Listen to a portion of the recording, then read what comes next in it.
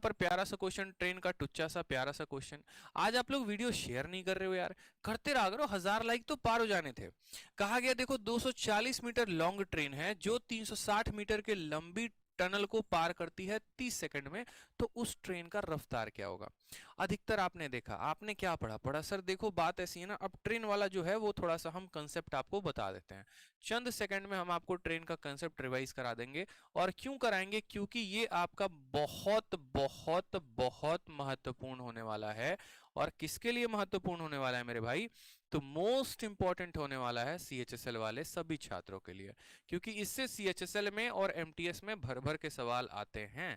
तो ध्यान रख लीजिए, ट्रेन में कुछ भी नहीं करना, ट्रेन के कई सारे केसेस बनाए जाते हैं। सबसे पहले देखिए अनुराग जी, आप भी इधर देख लीजिए, पढ़िए। ठीक है, अनुराग जी भी एकदम बदमाश हो गए हैं, पढ़ाई वढ़ाई करते नहीं है, घर वालों को शिकायत करनी पड़ेगी। देखिए यहाँ पे तो यहाँ पर हम बात करते हैं ट्रेन के कंसेप्ट की।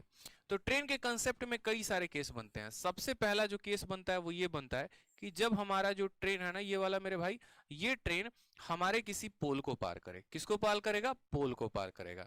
समझ में आ गया। दूसरा वाला केस क्या होता है कि ये ट्रेन मेरे भाई जो है ना, पोल को नहीं पार करे, किसी दूसरी ट्रेन को पार कर लेगा यहाँ पर ये, ठीक है, या फिर किसी ब्रिज को पार कर लेगा, ठीक है, या फिर किसी भी ऐसे ऑब्जेक्ट को या फिर किसी प्लेटफॉर्म को पार कर लेगा। ऐसे बड़ा बढ़िया बढ़िया क्वेश्चन पूछा जाता है इससे, मजा आता है सवालों को बनाने में एकदम।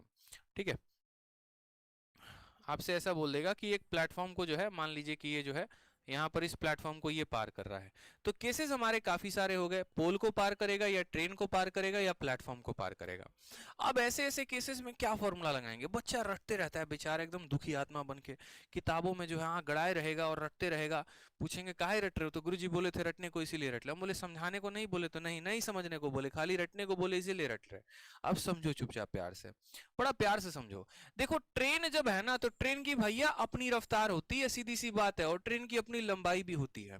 मैं बस आपको एक टेक्निक सिखा रहा हूं, उस टेक्निक के माध्यम से आप अपना इक्वेशन खुद बना सकते हैं।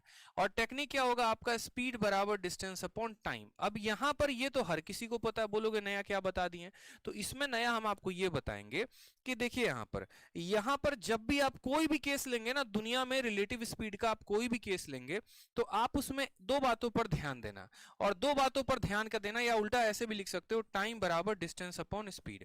अब इन दो बातों पर ध्यान आपको ये देना है कि आप जो भी दो लोगों को आपस में रिलेटिव में कंपेयर कर रहे हो ना, क्या उनके पास डिस्टेंस है। अगर दोनों के पास डिस्टेंस होगा तो दोनों का डिस्टेंस लेना, अगर एक के पास डिस्टेंस होगा तो एक ही का डिस्टेंस लेना।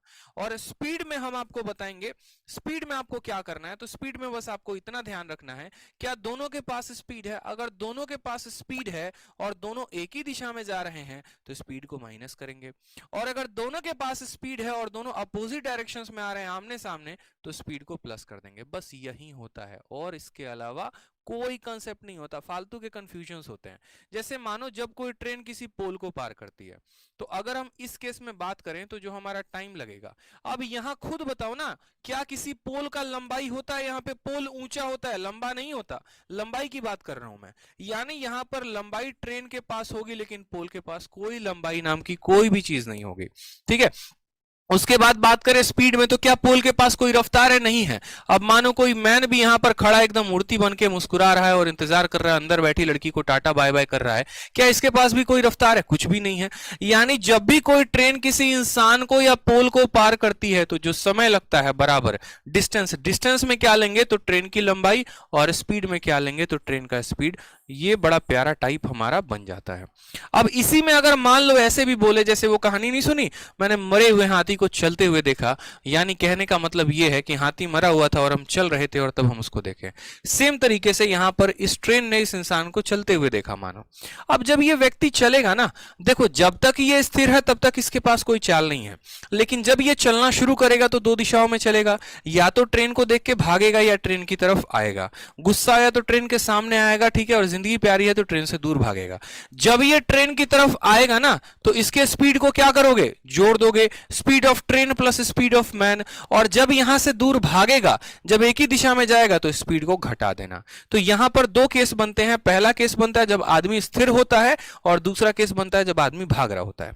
ठीक है। अब बात करते हैं यहां दूसरे नंबर केस की। जब मेरे भाई कोई भी ट्रेन किसी प्लेटफॉर्म को या फिर किसी पोल को या फिर किसी ब्रिज को, पोल नहीं, किसी प्लेटफॉर्म को या किसी ब्रिज को पार करती है। अब जब ये प्लेटफॉर्म या ब्रिज को पार करेगी ना, तो इसके पास भी लंबाई होगा और इन दोनों के पास भी लंबाई होगा। होगा कि नहीं होगा? तो बोलोगे हाँ गुरुदेव। तो उस केस में जो टाइम लगेगा वो क्या लगेगा? डिस्टेंस के केस में दोनों के पास लंबाई है तो दोनों का लंबाई लो, यानी बोलोगे ट्रेन का भी लंबाई लेंगे और प्लेटफॉर्म का भी लंबाई लेंगे। स्पीड की बात करते हैं। कभी आपने देखा है प्लेटफॉर्म को भागते हुए, ब्रिज को भागते हुए? नहीं भागते हुए, यानी इनके पास रफ्तार नहीं है। किसके पास है? बस ट्रेन के पास है। तो यहां पर स्पीड के जगह पे स्पीड ऑफ ट्रेन ले लेंगे। समझ में आ गया बात यहां पे या नहीं आया? बोलोगे हाँ सर समझ में आ गया। अब बात करते हैं तीसरे नंबर केस की। जब यहां पर कोई ट्रेन किसी दूसरे ट्रेन को पार करती है, तो इस केस में जो हमारा टाइम लगेगा वो क्या लगेगा? तो बोलोगे सर टाइम बराबर डिस्टेंस। अगर यहां पर इस ट्रेन का डिस्टेंस t1 है और इस ट्रेन का डिस्टेंस जो है मानो t2 है, तो बोलेंगे सर यहां पर जो है ना लंबाई, डिस्टेंस में क्या लेंगे? दोनों के पास लंबाई है। दोनों के पास लंबाई है तो lt1 प्लस l2t2। और बात करेंगे यहां पर स्पीड को लेकर, तो दोनों के पास स्पीड है। यदि वो आमने सामने आ रहे हैं अपोजिट डायरेक्शन में, तो स्पीड को आप जोड़ देना। और यदि यहां पर जो है वो एक दूसरे से दूर जा रहे हैं, तो स्पीड को क्या करेंगे? घटा देंगे। ये बात क्लियर है या नहीं क्लियर है? बताइए जल्दी से। समझ में आ गया? चलिए, तो सेम तरीके से हमारा ये सवाल था, टुच्चा सवाल था खैर ये तो, बट हमने सोचा कि हम 5 मिनट में आपको जो है यहां पर ट्रेन का कंसेप्ट बता दें। अगर किसी मेरे भाई को इतना दूर का कंसेप्ट पसंद आया होगा तो वो अपने चैनल पर इतनी की वीडियो क्लिप निकालकर भी डाल सकता है, कोई इशू की बात नहीं है, ताकि बच्चों को ये भी समझ में आ जाए। आ जाइए, अब नेक्स्ट बात करते हैं यहां पर इस सवाल को लेकर। इस सवाल में कहा गया है यहां पर, ठीक है, कि एक 240 मीटर लंबी ट्रेन है जो 360 मीटर लंबी टनल को 30 सेकंड में पार करती है। ट्रेन किसको पार कर रही है? टनल को पार कर रही है। लंबाई किसके पास होगी? ट्रेन के पास भी और टनल के पास भी। लेकिन स्पीड किसके पास होगा? बस ट्रेन के पास।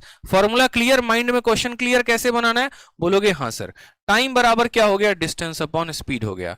डिस्टेंस किन दोनों के पास है? तो डिस्टेंस ट्रेन के पास भी है और टनल के पास, तो बस दोनों को जोड़ दो।